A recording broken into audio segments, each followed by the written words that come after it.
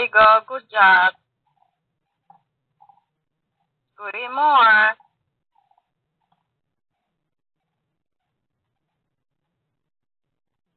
Don't forget to drink water.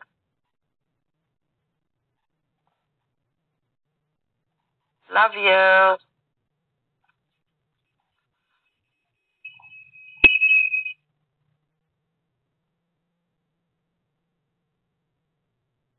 What happened?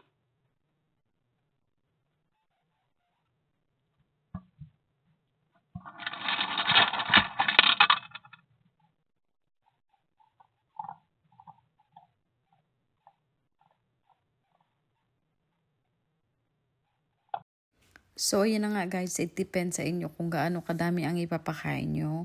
And, pwede nyo picturean, kausapin, or i-record, schedule din ang pagkain dyan sa mismong app ng itong pet feeder na ito. Ang ganda talaga nito. Ayan, para siyang spy camera na din. Kasi meron siyang notification every movement. So, pag may magnanakaw sa bahay nyo, ayan, pwede siyang maging kasi yung camera parang maliit lang siya. So, ito naman guys, ang recording na ito, di ba kanina nakita nyo sa pag screen record ko may nakalagay na recording. So, ito na ang record niya.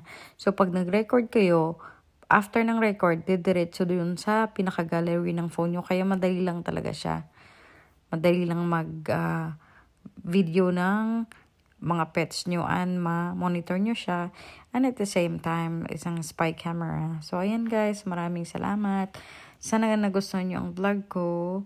And wait till the end guys, malapit nang matapos. Ipapakita ko sa inyo ang picture ng aking Rojico pet feeder. So, ayun na si Basil. Umalis na siya. Busog na siya. So, ayan guys, ito na ang picture. So, yung right side guys, yan yung sinasabi ko sa inyo na kainan ni Basil na may camera.